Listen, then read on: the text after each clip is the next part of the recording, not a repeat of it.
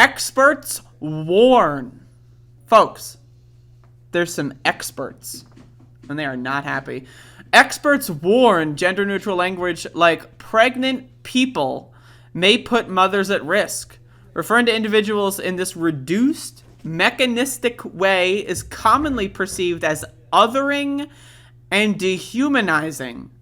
Women's health experts argue in a new paper.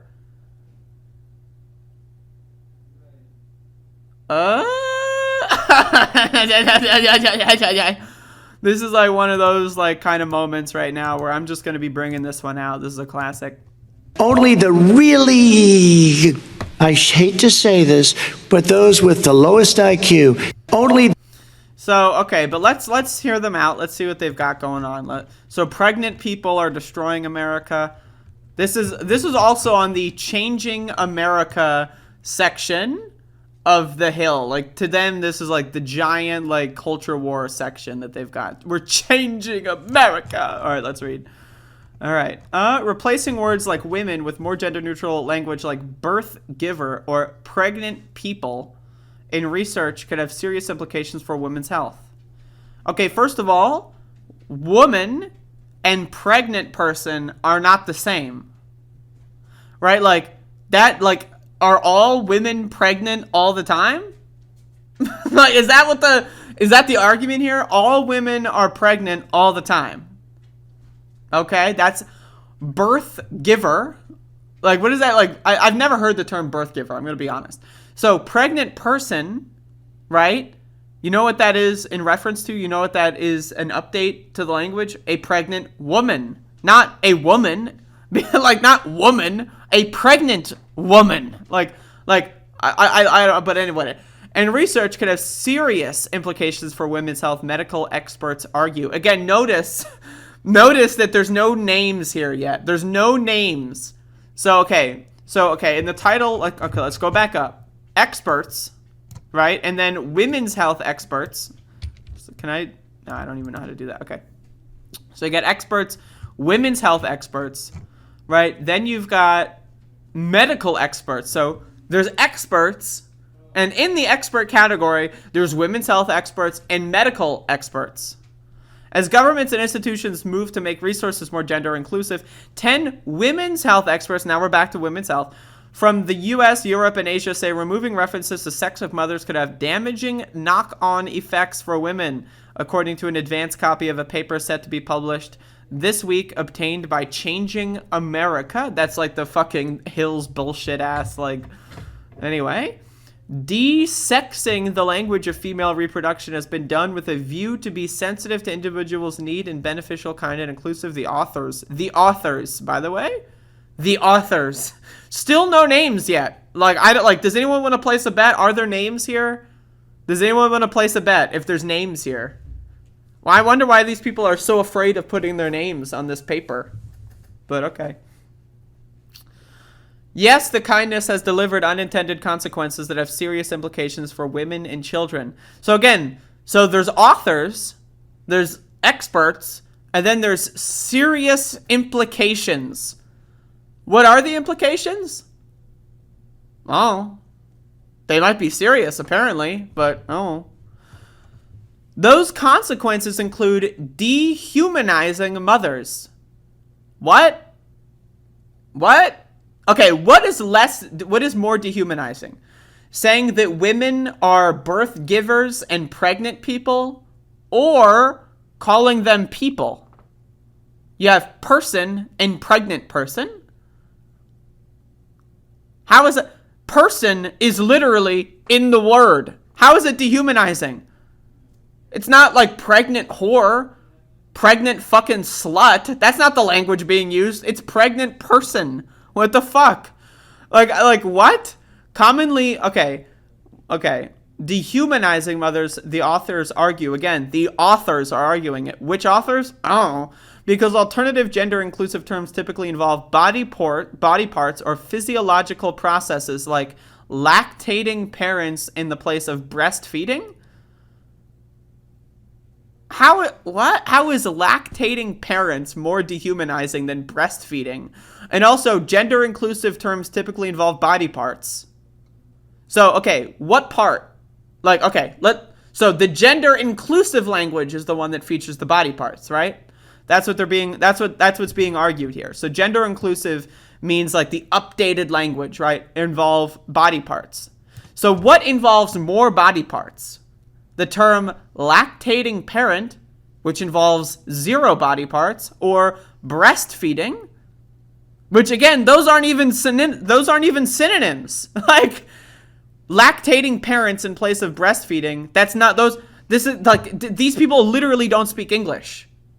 Like I am breastfeeding versus I am lactating parents. What? Those are not the same forms of fucking speech. Breastfeeding has a body part in it. Breast. So I am going to breastfeed my child. I am going to lactating parent my child. These are not like literally like 3rd grade English here. Like, come on. This is fucked up. Referring to individuals in this reduced, mechanistic way is commonly perceived as othering and dehumanizing. They, right now, who's they? Don't know. Who's they? Who fucking knows? Who knows who they is? But again, like, mechanistic way. What does that mean? Breastfeeding isn't mechanistic? Well, what are you feeding your child with? My breast. Could you even get more mechanistic? Could you even get more mechanistic? Whatever the word mechanistic we're using now, could you possibly even get more mechanistic than breastfeeding? At least lactating parent involves a parent. There's a person involved. This dehumanizing language like breastfeeding doesn't even have breastfeeding parent or breastfeeding mother. It's just breastfeeding. How dare they? Conversations about gender and pregnancy in the U.S. and elsewhere are often incredibly polarizing. Why? I don't know. When Missouri Rep. Cori Bush D. last year used the term birthing people during a headline, it ignited a firestorm of criticism online. Yeah, by stupid fucking dumbasses. By dumb motherfuckers. Now again, I'm waiting for the authors of the study to be pointed out in the Hill here. Later in June, the White House's 2022 fiscal year budget replaced the word mothers with birthing people in a section about public health funding. I'm going to say birthing people is just kind of a weird, that's just weird language. Like people who give birth versus birthing people. Like people who give birth. I'm down. Okay? Birthing people just sounds weird. I'm not the birthing person of 5 boys. I'm their mother. You can be both. Those are not mutually exclusive terms. That's like, I'm not a human being. I'm a woman. Or, check this out. You are also a human being as well as a woman. These are not, this is the... I'm not the birthing person of 5 boys. And who gave birth to them? Did you have a surrogate, help out there? What? I'm not the birthing... Who gave birth? I'm just curious. Ann Romney, the wife of Utah Sen Mitt Romney, tweeted shortly after the blah, blah, blah. So who gave birth? Is it one of, Mitt Romney's other, binders full of women or something? Did they all give birth to the children? What? I'm just these people, the ability to perceive basic grammar that a second grader would be able to, understand. That ability is so far gone for these people. But okay. According to the paper, which is due to be released in the journal Frontiers in Global Women's Health, Romney may have a point.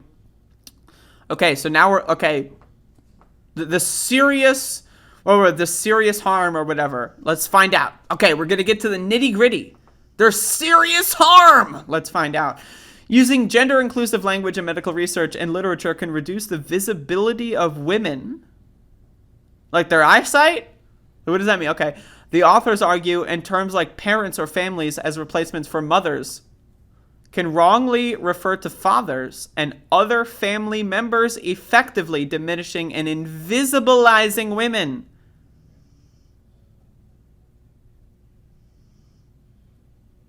What? Invisibilizing?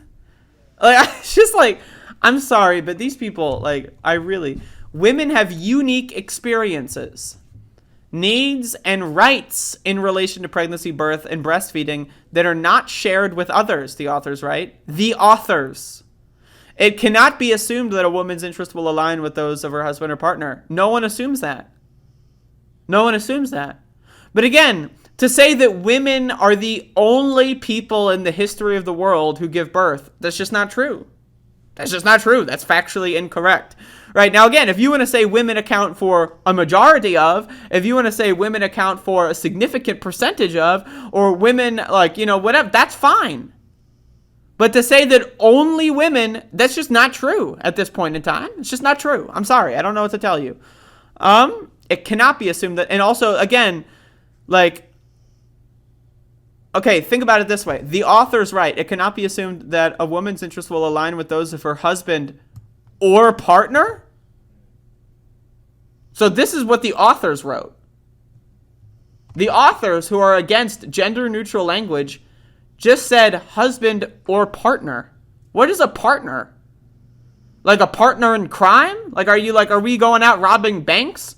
A partner? Is this a buddy cop movie? What is that partner? I can't understand this gender-neutral language. This gender-neutral fucking language is so mysterious to me. What is this partner? Who is this partner? Are you like a private investigator and you like where's the partner? Husband, I understand. I know what that, but a partner, what is that? Whoa. The authors also argue in some cases gender neutral language could threaten the autonomy of women.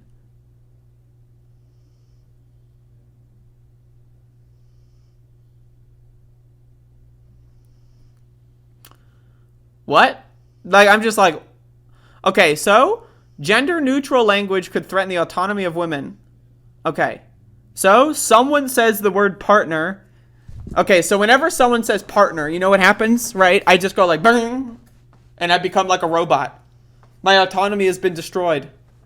Someone said partner, beep, beep, beep, beep. Like what? The autonomy of women is under attack by words? By words. These fucking like snowflake little bitches. These like fucking censorious little fucking pusillanimous piles of fucking cringe.